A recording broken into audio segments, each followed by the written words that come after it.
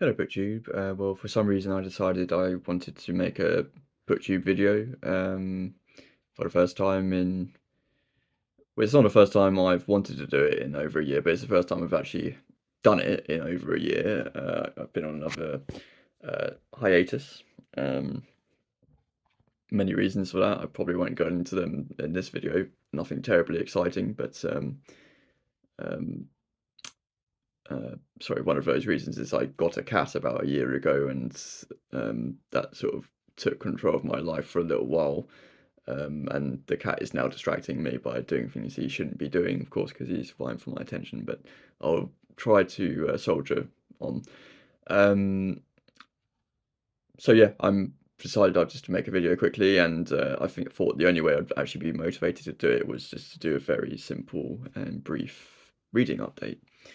Um, so I'm just going to go through some of the things that I'm reading at the moment, and the last book, which I finished as well. So I have to say that I don't read as much as I used to, um, either 5 years ago or even 2 years ago. I look through my logbook of the books that I've read every month, and generally I seem to be hovering around the 4 or 5 books a month mark, sometimes less, which for me is quite low, considering in my heyday I was reading probably 15, 20 books a month consistently. Not sure I'll ever get to those numbers again. It would be nice. And I know I've been flicking through that logbook of, looking at periods when I was at like university, and the years after university, I was reading that many books, and you know 15, 20 books a month, and some of those books were big books, like biographies of US presidents and things like thrown in there, the kind of thing that would take me months to read now. I don't really know how I was doing that, but nevertheless, I'm not doing it anymore, at least for the time being. Um, so I'm still a passionate reader, obviously. Still love reading as much as I always have done. I tend to only really read at 2 times of a day now, though, and that's first thing in the morning, if I'm working from home, or if it's the weekend, and in the evening when I go to bed. I don't really read much in between those times anymore, just generally because I'm busy doing other things, or I'm just got other interests or whatever. I'm lazier now. I don't know. So I would like to boost those numbers. Maybe one way to do that is to kickstart the channel again. I don't know if I'll continue to do this. It would be nice to increase the quality of the channel as well. I've been watching some BookTube again. I don't always watch it anymore, but I occasionally tune in to some sort of old favourites, and I do admire the quality of the videos. I don't think I'll get much into video editing or anything like that, but it would be nice to, because when I used to make videos, sometimes they would come out really quiet for some reason, or like they look really grainy and dark. I don't know. I don't think I'm not going to be buying any equipment or anything like that, but it would be nice. And I think it would be nice to try and get to 1,000 subscribers or something, that I never achieved. I don't never really cared about how many subscribers I had. You know, it's nice to have people watching. It's nice to know people are out there, but it's more the people that are watching that I cared about. The people who did comment on my videos, and I'm very lucky in that. People did consistently comment and engage with what I was saying, and ask about what I was reading. So, but yeah, I mean, I guess had I not taken so many massive breaks in between videos, had I been making videos consistently since I first opened this channel, however many years ago, I probably would be over 1,000 subscribers. But yeah, but that's not happened. So we'll see. But yeah, so the last book that I read, or finished, I should say, was a short novel called Berg by Anna Quinn. Sorry, Anne Quinn. And I was trying to remember where it was that I heard about this author or read about this author, and I think I come to the conclusion. I think it must have been in the London Review of Books did a piece fairly recently on this author, who was a British author in the 60s, 70s, lived in Brighton, I believe. Um, and this book is sort of set on in a seaside town, so presumably Brighton. Um, and sadly, she committed suicide quite young, in her late 30s, I guess. And I guess you could sort of categorize her in that sort of post-war British modernism, the likes of sort of B.S. Johnson and John Fowles, I guess. Um, and I do get that sense, that sort of style of writing that she has. And this novel in particular, which was her debut novel, is perhaps one of the most sort of Freudian novels I've ever read. In that the setup is this man called Berg, or he's renamed himself Greb as a sort of disguise, an anagram of Berg, has decided to uh, move next door to his estranged father, who had left his family when Berg was very young. Um, and plot to murder him, and as he moves next to his father, he is engaged in a sort of love affair with this woman, and as Berg, or Greb, plots to murder his father, he begins to engage with them and then strikes his own love affair with this same woman. So you can see the sort of Oedipal connection, I guess. Yeah, so it's quite strange. That is basically the novel. It's not particularly long, as you'd expect, and yeah, I quite enjoyed it. It's a And the cat would like to voice his opinion as well. Um, it is a sort of dark humor, I guess. From what I gather, she was consistently a sort of modernist writer, but she experimented with different styles, with different methods and novels. So each work is its own sort of thing.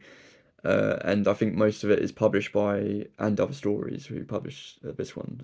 So I'd be motivated to try another one, perhaps her short stories as well. So yeah, this was just happened to be the one that the bookshop stocked. So I read that piece in the LRB, I think it was.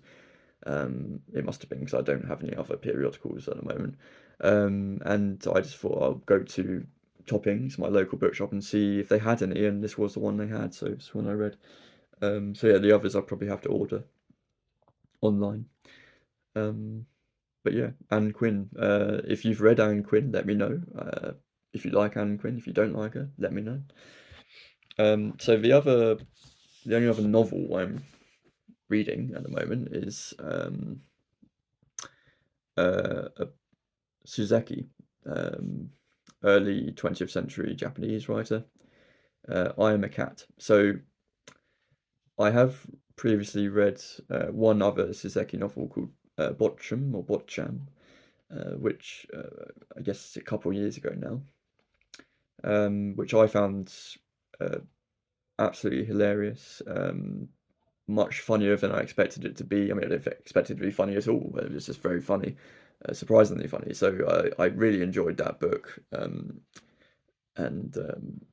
since then I sort of forgot about him. I sort of, in the back of my mind, thought I should read more by this author, and then I came across this book and I picked it up. And I thought, well, I have a cat now. I like cats. I like all things cats, so I should probably like this. So the premise is that the book is in fact narrated by a cat, hence the title. Now, originally this was serialized as short stories in a Japanese magazine, I think Tokyo Magazine or something, and originally intended as a short story by the author, but it had such a good reception that he was encouraged to continue it and expand on it. So all in all, it's about 8 short stories, I think, or 8, uh, some of which are almost novella length, but short stories mostly.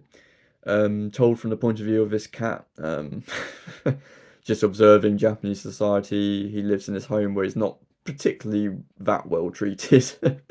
His master is as he calls him, is a school teacher.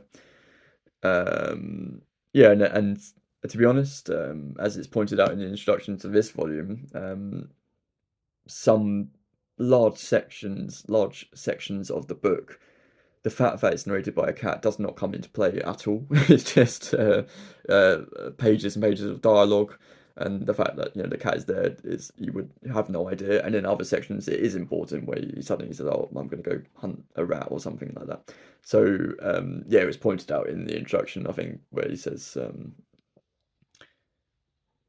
in the beginning it was much more prominent and much more important part of the story that he was a cat, and as he went along it became less so. So I'm about halfway through. It's not nearly as funny as the other novel, Botchum. Um, this being his absolute debut work, I believe, and Botchum being his second work or his first technical novel. But I'm enjoying it nonetheless, and will certainly go on to read more of this author. He's clearly influential, and the fact that it was written in the early 1900s, whether it was when it was published, when it was translated, I'm not into other languages, I'm not sure, but I can see it being quite influential on a number of writers from near that period or just following that period, like Kafka, who would have, you know,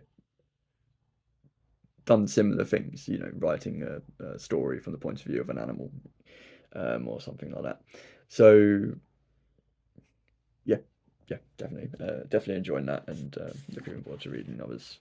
Again, have you read that? Do you like Saseki? Do let me know.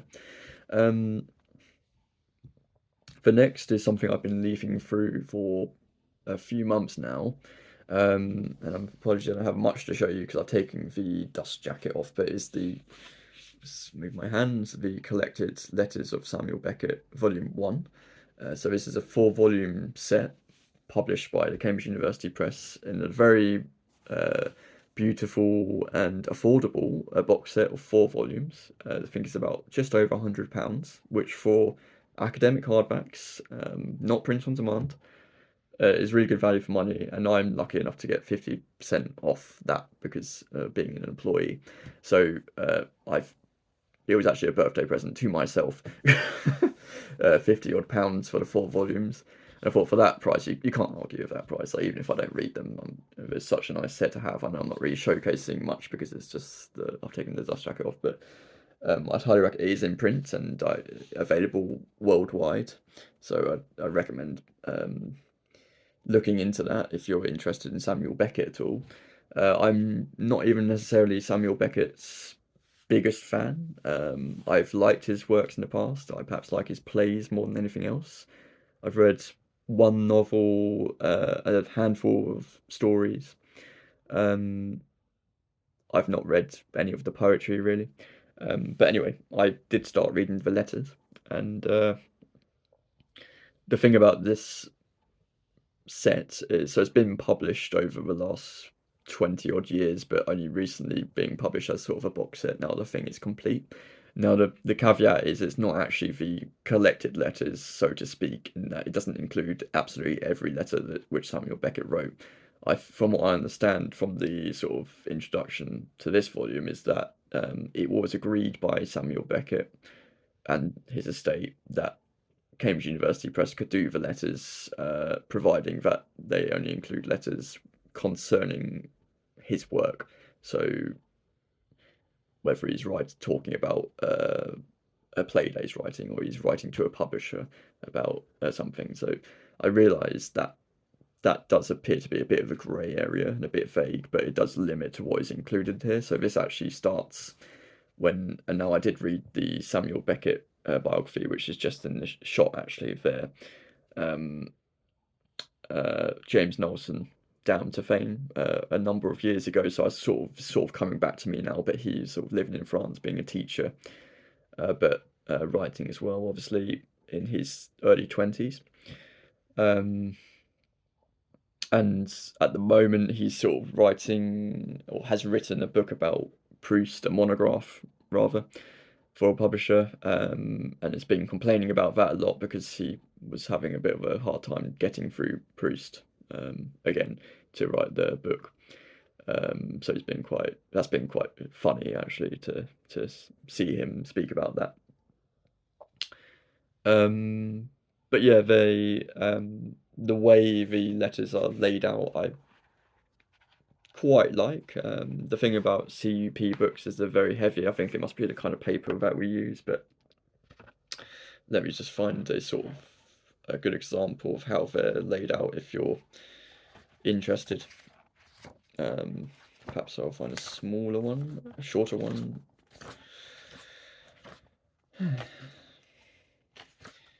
But essentially it will have the letter and then so it's not a great example, but the letter starts there.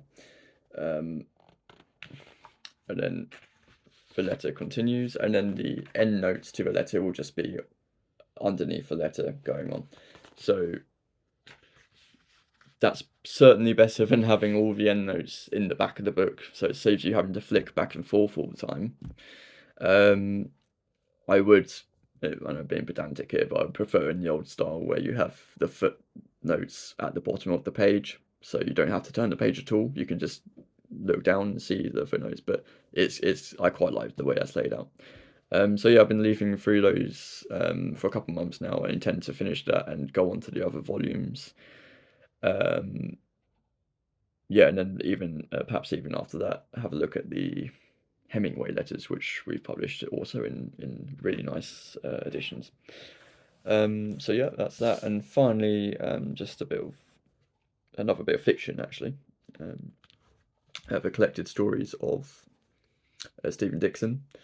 So a bit of story behind this, not really a story, but just to explain why I've been reading these. So I actually picked up, this is something that's been on my Amazon wish list for, I don't know, 7 years or something. I don't know why I added it on there, where I saw it, where I came across it, but I never actually bought it. It's just on my wish list. Perhaps I just like the cover, because I do. But then many years passed, and then a couple of years ago I picked up a novel in a charity shop called Letters to Kevin by this author, although I didn't necessarily make that connection at the time. And then that book sat on my bookshelf for a couple of years, and then I read it in January this year.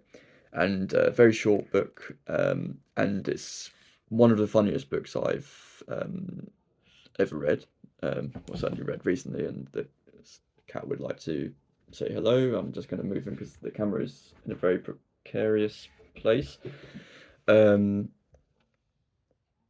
Yeah, so that was a really funny book. It's sort of absurdist piece of fiction, and I would like to, perhaps if I continue doing these videos again, I would like to do another video perhaps on that book, or showcase some of my best books of the year so far, sort of thing. I'd like to talk about that book in a bit more detail.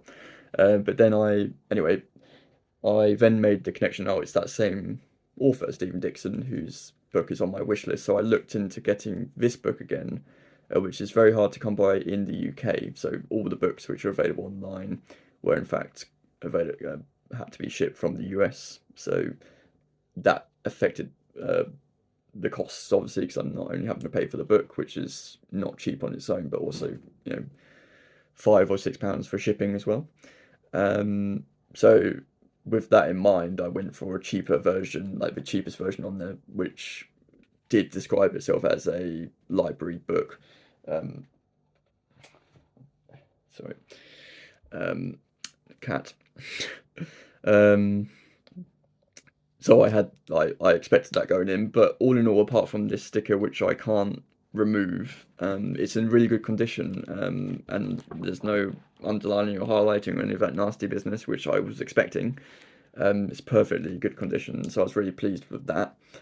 So yeah, in fact, it's comes from a library in Illinois, Uh, where exactly? Alton, Illinois. So any of you Americans out there ever been to Alton, Illinois?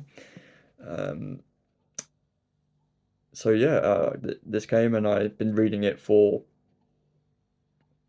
even more than longer than the letters, actually probably 4 months now, and the fact that it's sort of gradually moved to the bottom of my reading pile on my bedside table means that it's harder to get to, so I'm less inclined to get to it. But I'll make a point to resume reading this because I'm about halfway through, and I am, although not necessarily enjoying it quite to the same extent as I enjoyed that novel, Letters to Kevin, doesn't mean that I'm not enjoying this. I am very much. These are more, don't want to say traditional short stories, but where Letters to Kevin was set in sort of an absurdist world, this is very much set in the real world. So although strange things do happen and there are some funny characters, it's more like real life. So I'm trying to think of an author I could compare him to, a short story writer, maybe Tobias Wolff or someone like that.